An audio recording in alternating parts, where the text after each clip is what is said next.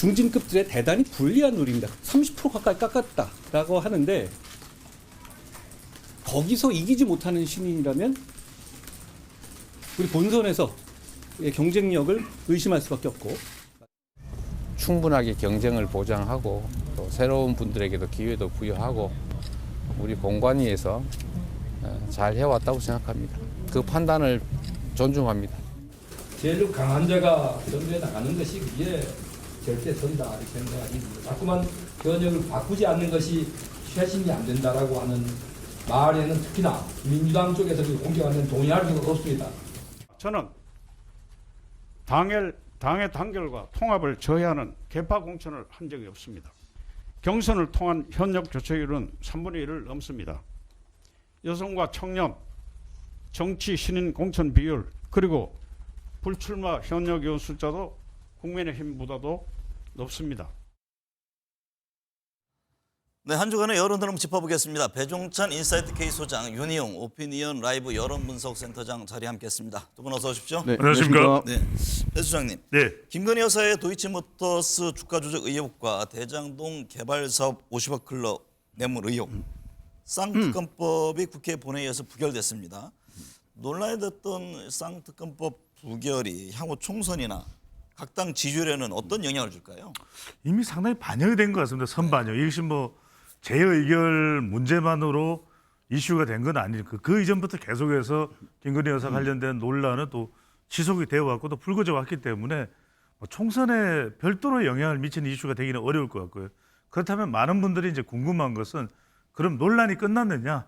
김건희 여사가 또 부각이 된다면 관련 이슈가 또 불거진다면 또 부담이 될 수 있기 때문에 그래서 최근에 계속 김건희 여사가 노출이 잘 안 되고 있거든요. 네. 이런 부분도 노출이 잘 안 되고 관리가 되면 뭐 총선이나 추가적인 이슈로 또 영향을 주지는 않는다는 것을 또 확인해 볼 수 있겠습니다. 윤희용 센터장님, 네. 민주당은 김건희 여사의 새로운 의혹을 추가해서 쌍특검법을 재추진하겠다 이런 입장인데 총선 전에 새로운 이슈로 여론이 형성될 가능성이 있습니까? 네, 우리 배 소장님 말씀하신 대로 이 사안 자체는 새롭게 재의결한다고 하더라도 추진한다 하더라도 새로운 이슈로 떠오른 것이 아니라 그 전부터 존재해왔던 사안이기 때문에 사실 새롭게 이제 이슈가 뜨겁게 달궈지기는 쉽지 않은 상황인데 그럼에도 불구하고 야당에서 어쨌든 단일한 목소리로 이 이슈를 정권 심판론, 정권 견제론의 어쨌든 근거로서 사용한다면 지지층들을 결집하는 효과는 일정 부분 있긴 할 텐데요.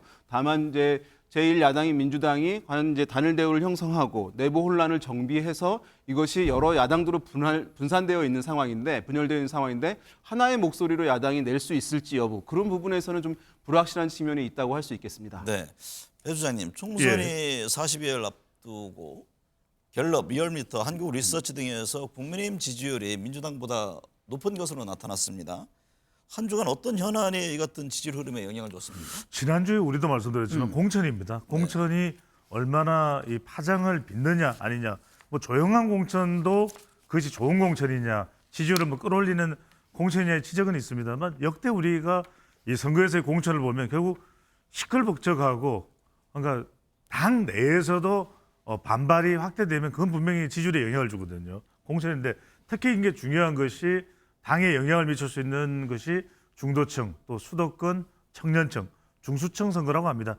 이번 40 총선이에요. 게다가 이제 이 공천이 더 지지율에 영향을 미칠 수 있는 것은 이 중간지대 유권자층뿐만 아니라 지지층도 분열시킬 수 있습니다. 그래서 지금 민주당의 경우에는 갤럽이나 조사 결과들을 보면 호남, 또 30대, 50대 취급으로 보면은 자영업층에까지 영향을 주고 있기 때문에 지금 민주당 지지율 가장 크게 특히 이제 뭐 민주당 쪽에 좀 초점이 맞춰져 있죠. 민주당 지지율에 가장 크게 영향을 주는 것은 공천으로 봐야 됩니다. 네, 윤 센터장님, 민주당 지지율이 최근 하락세를 이어가고 있는데요. 공천이 완료된 뒤에 여야 구도가 확정되면 지지율 반등에 새로운 계기가 될 수 있을 것으로 보시는지요? 여러 정치 지표 중에서 가장 잘 변하지 않는 지표가 사실 정당 지지율입니다. 네. 대통령 지지율이라고 부르는 것은 대통령이 일 잘합니까? 잘 못합니까? 라고 묻기 때문에 사실 변동폭이 클 수 있는데 정당 지지라고 하는 것은 어느 정당 지지하십니까? 라고 질문을 하는데 마음속 좀 깊은 데서 나오는 표현이기 때문에 사실 이것이 변동이 있으려면 상당히 시간이 소요되는 측면이 있긴 할 텐데요. 최근에 이제 흐름을 보면 국민의힘의 정당 지지율이 상승하고 더불어민주당의 지지율이 하락한 부분이 이제 빠진 부분이 있는데요. 공천 등 영향으로 인해서 민주당이 빠진 부분에 있어서는 시간이 가게 되면 지지층이 결집하니까 일정 부분 이제 복원은 가능하긴 할 겁니다. 다만 지금 있었던 이제 공천 관련한 잡음이 이제 지역구 관련해서 정비가 된다 하더라도 이것이 완전히 벗어날 수 있는지 여부에 문제가 있습니다. 왜냐하면 비례 위성 정당을 할 때 제가 봤을 때는 제2의 또 공천 관련한 논란들이 여러 연합 정당들의 후보들을 내세우는 것이기 때문에 그 다시 한번 불거질 가능성이 있겠고요. 또 한 가지는 이제 여야가 대립하는 상황에서 야당의 지금 메인 스피커, 기본적인 목소리를 내는 사람은 야당의 더불어민주당 이재명 대표일 수밖에 없을 텐데 이것이 만약에 시간이 가게 되면서 다른 이제 야당, 그러니까 조국 신당의 조국 전 장관 목소리가 더 부각된다거나 또는 네. 다른 야당의 목소리가 부각되면 민주당이 주도하는 어떤 선거에서의 야권의 단일 목소리 내는 것이 어려워진 측면들이 있을 수 있기 때문에 그런 부분에서 민주당으로서는 상당히 좀 고민이 되는 지점이 있다고 할 수 있겠습니다. 배 주사님, 갤럽 조사를 보면 민주당의 호남 지지율이 일주일 새에 14%포인트 하락했는데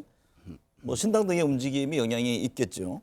중요한 것은 이 같은 호남 지역에서의 지지율 하락이 총선의 이 당락에까지 영향을 주느냐 하는 부분 아니겠습니까? 줍니다. 줄 수밖에 없는 것이 그럼 지금 민주당이 아니면 다른 당으로 당선이 될 가능성이 있다는 말씀이신가요? 그런 영향을 줄 수도 있습니다. 네. 모든 지역이 그렇다는 건 아니고요. 결과적으로는 호남에서의 민주당의 지지율이 빠진 원인, 아까 제가 공천 파장이 무서운 건 이건 중간지대 유권자층만 영향을 주는 것이 아니라 자기 지지층까지도 영향을 줄 수 있습니다. 호남 40대 화이트 칼라, 이 민주당 핵심 지지 기반까지 뒤흔들어 놓을 수 있는 것이 공천 파장이고 지금 한국 갤럽 조사를 바로 보실 수가 있는데요.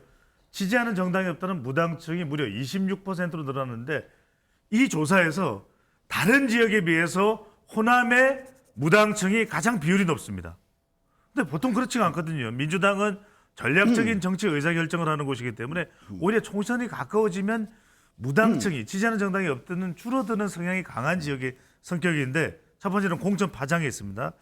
그래서 이제 호남 쪽의 지지율도 흔들리는 현상인데 여기서 중요한 것은 무당층 비율이 늘어났다. 그러면 이 무당층, 민주당을 지지하지 않고 무당층으로 가 있는 이들은 왜 그런 것일까? 바로 조국 혁신당의 출현입니다. 네. 그러니까 이른바 친문 지지층들은 아니 이재명 대표 지금 공천 파장 빚고 있는데 우리 민주당 지지 안 해. 우리 그냥 조국 혁신당이 있어. 또 새로운 미래를 지지할 수도 있습니다. 또 호남에 공을 많이 들였던 이준석 대표의 개혁신당을 지지할 수도 있습니다. 그렇게 되면 지역구로 보면은 수도권이 민주당은 위협을 받습니다. 왜냐하면 조국 혁신당이든 새로운 미래, 특히 새로운 미래가 지역구 위협이 될 가능성이 높죠. 이렇게 탈락한 현역 의원들이 옮겨가서 출마를 하면은 이 새로운 미래 이 민주당 공천 탈락자가 당선은 안 된다 하더라도 네. 민주당 후보의 이 지역구 선거에 상당히 판세에 영향을 줄 수 있고요. 비례 투표는 조국 혁신당, 민주당이 아니라 친문 성향이 강한 조국 혁신당 쪽으로 갈 가능성이 열리게 되는 것입니다. 국정 안정 정권 견제 여론 지금 오차 범위 안에서 접전을 벌이는 것으로 갤럽 조사를 보면 나오는데요. 네. 이전에는 정권 견제 여론이 높았었잖아요. 예.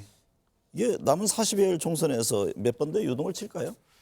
네, 여론에는 날씨도 있고 기후도 있다고 할 수 있을 텐데요. 최근의 여론 흐름들은 기후의 변화라고 단정 지을 수는 모르겠습니다만 단순한 이제 날씨의 변화는 넘어서는 그런 흐름의 변화라고 할 수 있을 텐데요. 조사에 따라 다르긴 합니다만은 정부 여당 견제 심판론 정서와 또는 이제 정부 여당 지원론 정서가 상당히 초반에 비해서 격차가 좁아지고 이제 한 네. 자릿수로 줄어든 부분들이 이제 있습니다.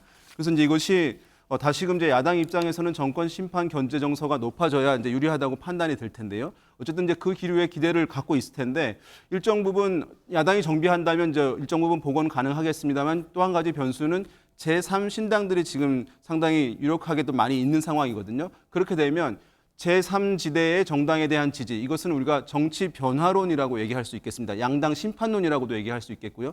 그 기류가 빠져나가는 것은 여권 지지층들, 보수 성향층들 같은 경우에는 정당에 대한 충성도가 높아서 네. 기류가 흩어지는 것이 좀 적은 반면에 야당의 같은 경우는 다양성의 가치를 중시하기 때문에 야당 지지층들은 사실 제3신당으로 기류가 분산되는 비율이 상당히 높은 편이라고 할 수 있겠습니다. 그래서 제3신당이 어느 정도 약진하느냐에 따라서 야당의 정권 심판 기류가 더 높아지느냐 이 부분에도 영향을 주는 주요한 요인이 될 수 있다고 하겠습니다.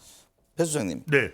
한국리서치 조사를 보면 중도층에서는 민주당 지지율이 높습니다. 오히려 전주에 비해 국민의힘 중도층 지지율은 하락했는데 중도층 지지율에 이 같은 흐름은 총선에서 어떤 영향을 줍니까?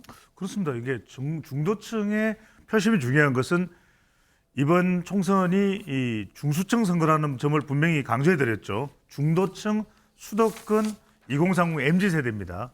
그 이유는 뭐냐면 중도층에서 총선 구도에 어떤 인식이 더 강하냐, 투표 기준이 이른바 정부 지원론이냐, 정권 안정론이냐, 아니면 정부 견제냐, 정권 심판론인데 민주당 쪽을 지지한다는 것은 정부 심판, 정권 심판, 정부 견제론 쪽이 강하다는 거죠. 그런데 지금 그래프로 보실 수 있습니다만 계속해서 이 중도층의 격차가 좁혀져요. 네. 그러니까 가장 최근에는 지금 한국 갤럽 조사를 보면 5%포인트밖에 차이가 안 납니다. 이게 민주당의 위기입니다. 그래서 계속 친명 일색 공천을 하다 보니까 이 중도층에 대한 지지가 좀 더 약화되고 있는 것이죠. 지금이라도 공천이 마무리되고 나면 가장 민주당이 역점을 기울여야 될 것은 지금 조국혁신당이 있죠. 새로운 미래 있죠. 그다음에 개혁신당이 있죠.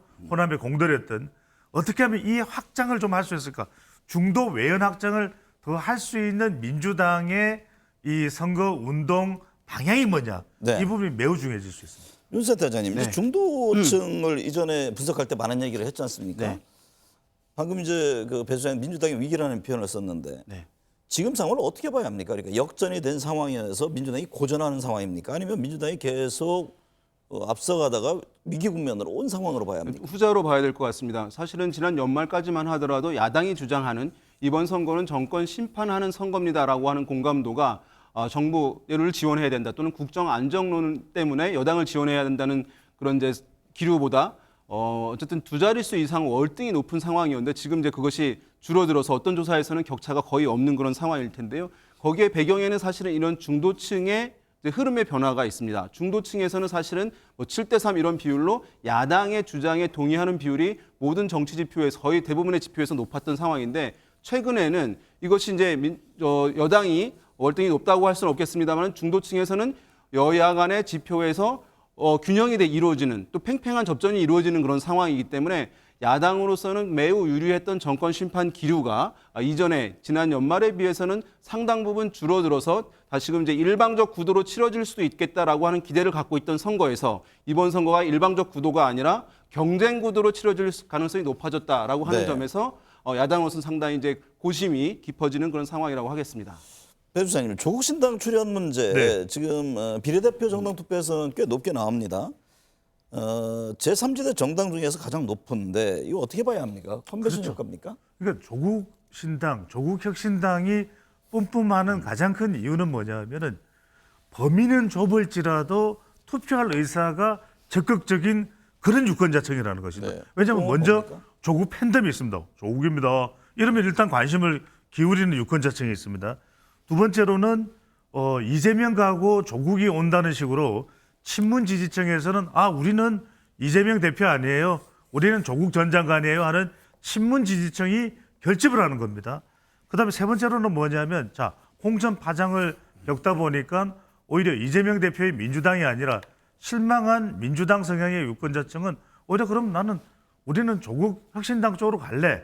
그러니까 지금 최근에 어떤 추세를 보면은 개혁신당보다도 새로운 미래보다도 더 경쟁력을 보이는 것이 조국혁신당이 되는데 네. 이렇게 되면 어떤 현상이 벌어질 수 있냐면 비례투표, 지역구 쪽은 후보자를 내기도 쉽지 않지만 조국혁신당에 투표하기 쉽지 않을 겁니다. 왜? 양대 진영 대결이 되고 있으니까.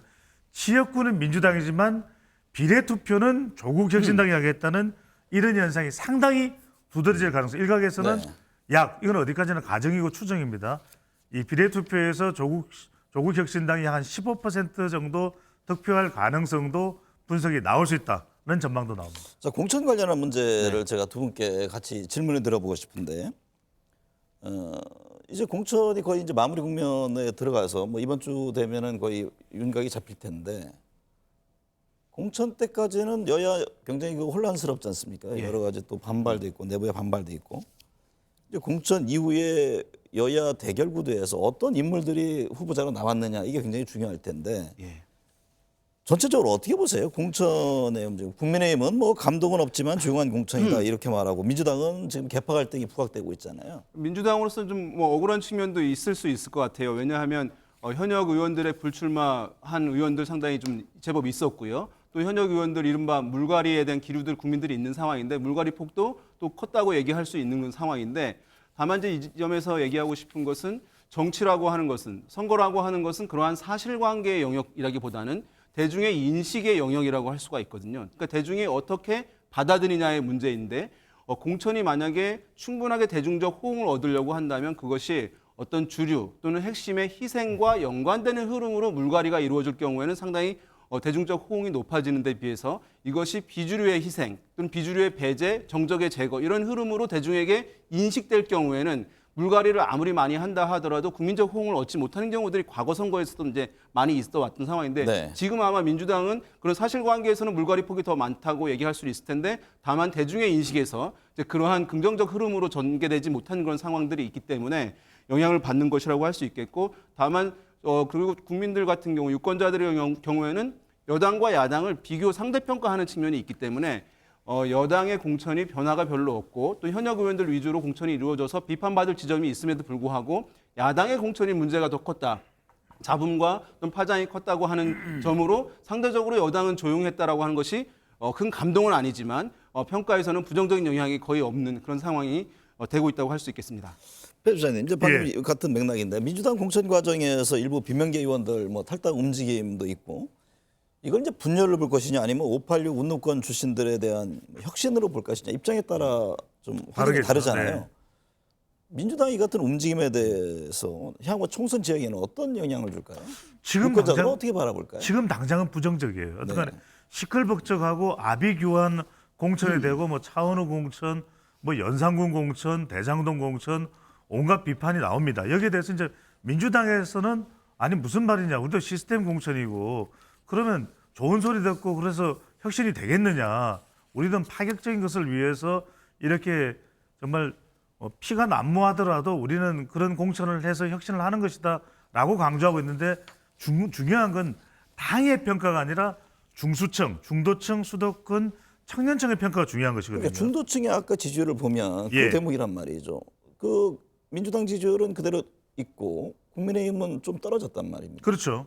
이걸 전체적으로 어떻게 해석해야 되냐 이 부분에 대한 그러니까요. 궁금증이거든요. 그러니까 중도층 차이가 많이 났었는데 최근에 이 공천 파장을 겪으면서 두 정당의 중소층이 별로 차이가 안 나요. 네. 좁혀진 것에 대해서 민주당은 위기인식이 필요하다는 것이고 그러려면 반전이 필요한데 반전은 뭐냐면 공천 탈락하는 사람들이 시종일관 이구동성으로 하는 이야기가 이재명 대표에 대한 뭔가를 요구를 계속하고 있어요. 그래서 저는 남아있는 한 30년, 40년 동안에 이재명 대표의 파격적인 뭔가 반전 카드가 아니냐. 이게 핵심일 것이고요.